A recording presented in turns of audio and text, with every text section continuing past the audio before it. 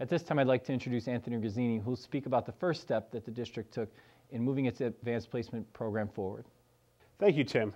Now we'd like to talk about our first step in building our AP program, and that's tearing down barriers to promote equity and access. As a district, we looked at AP classes as providing an opportunity, and we also saw that developing a thriving AP program can transform the culture of our school. Some common barriers that exist in our school and most schools across the country are awareness to the AP program, the limited pipeline of students, the preparation that students go through before they are able to take those AP classes, support at home or support within the school, trained staff, and even student and teacher apathy, and then finally the cost of the program. As a district, we looked at ways to tear down those barriers, and it began with developing district-wide leadership.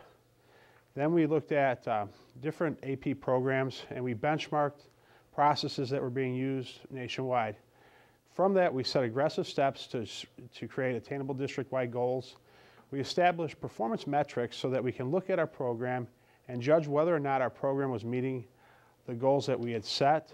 And then we provided pre-AP and AP professional development for our teachers, which all enabled us to allow teachers and students to understand the successes and also to create new goals and provide for new challenges for our students. Through this, we were able to see our program expand. In 2005, our advanced placement program had 294 students in it in the district. By 2011, we had 1,153 students.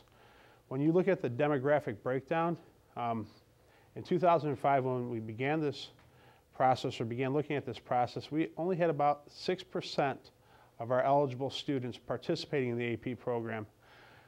By 2011, 20% of our students were participating.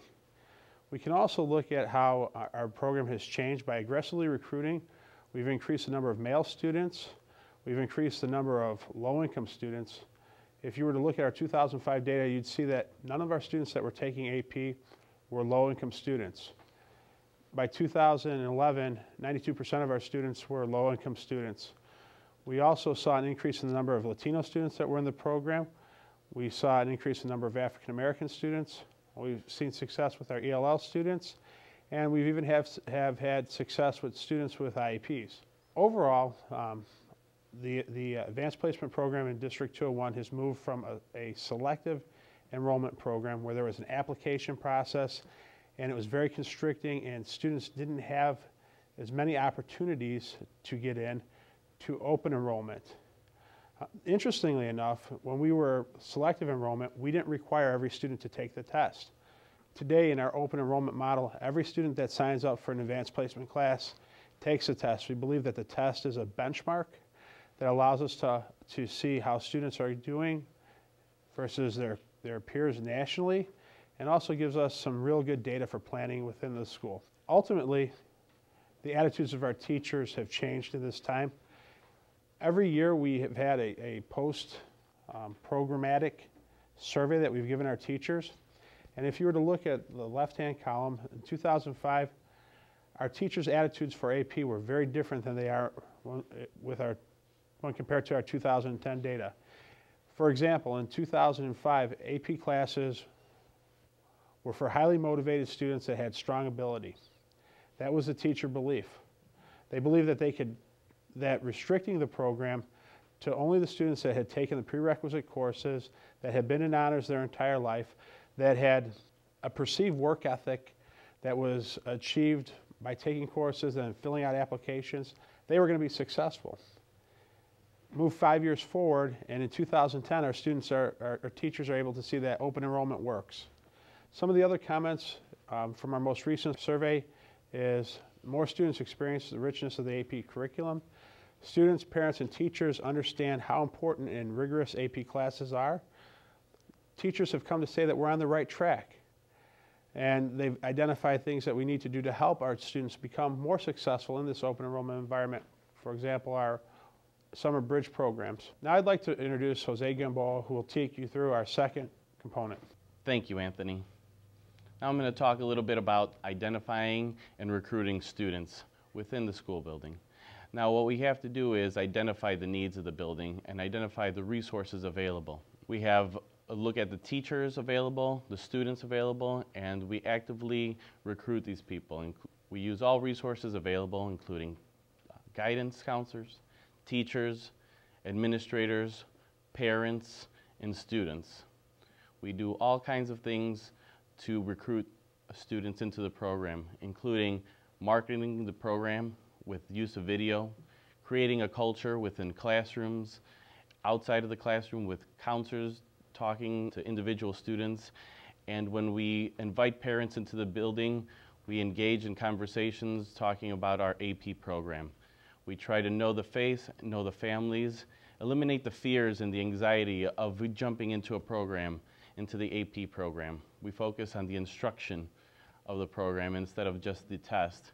And we help support families when giving them information about our AP program. In 2005, we had a very limited pipeline. We had a small pipeline feeding the program in.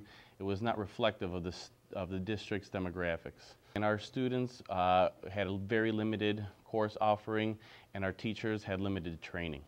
In 2008, we opened up the pipeline a little bit more. We started dropping the applications that students needed to get into the program. More teachers started getting trained, and the recruiting of the students began.